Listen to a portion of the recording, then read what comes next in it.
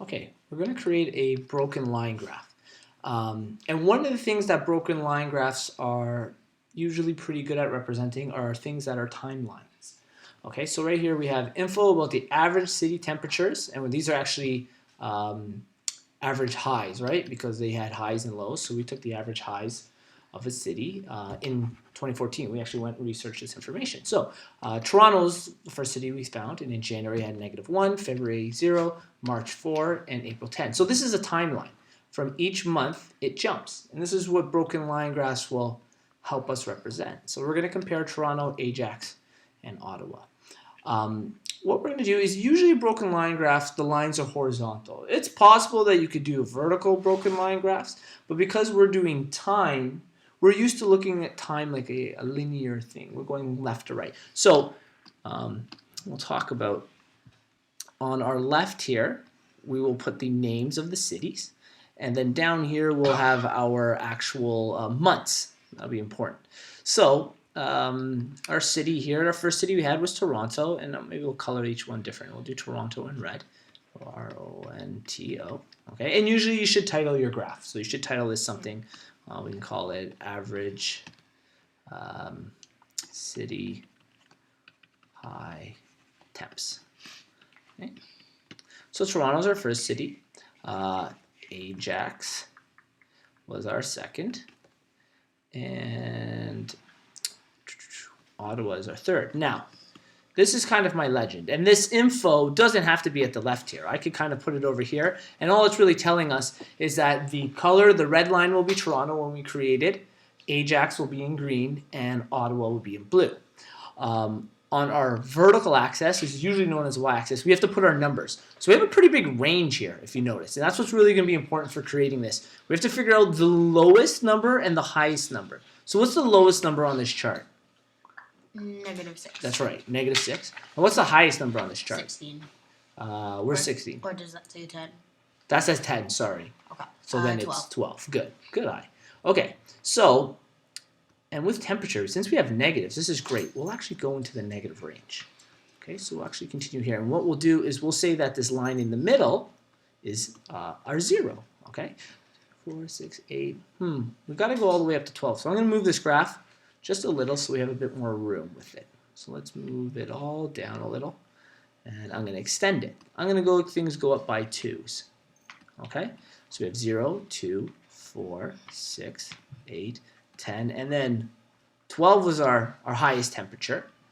And our lowest, we went -2, -4, -6. We've got quite the graph. In fact, it might be beneficial if we zoom out just a little. Let's see what 125 looks like. That's a little better. That'll help. Okay.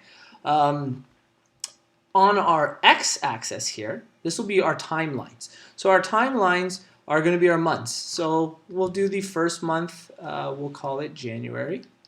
Okay, so that will be in this line. And then February. Then we have March. And then we have April.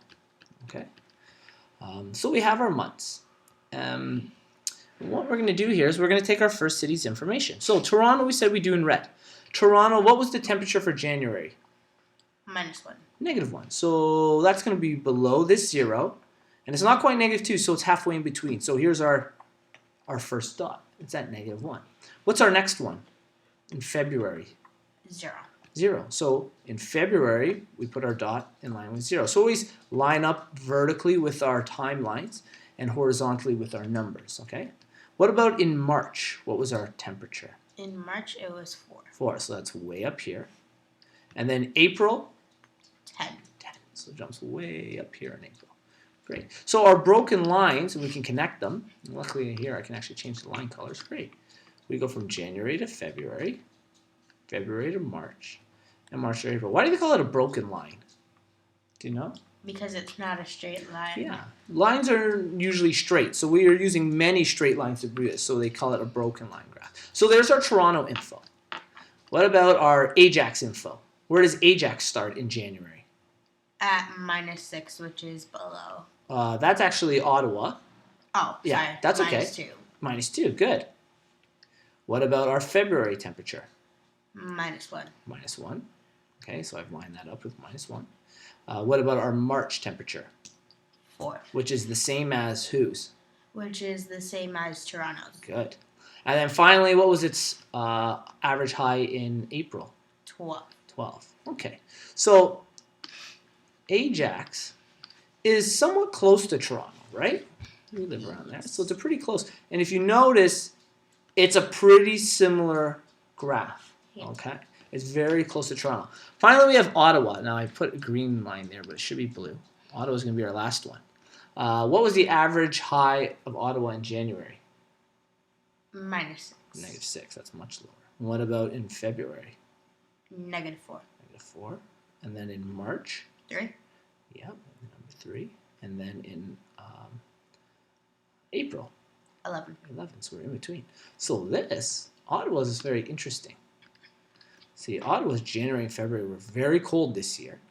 And then in March and April, it pretty much caught up to where our Ajax and our Toronto's were. So that's our broken line graph. We just created. We took the info on our data and we set up our graph. If we were to infer after April, where do you think the temperatures go from there? Do you think they start to drop again? Stay level? Because the next one, April, May. What do you think happens to those temperatures in May? In May, I think that they would increase. Yeah, May's usually hotter, right? So we're probably going to go end up with something like that, where they all kind of head up in that direction. Okay? Yeah. So let's take a look at the fail page. Great.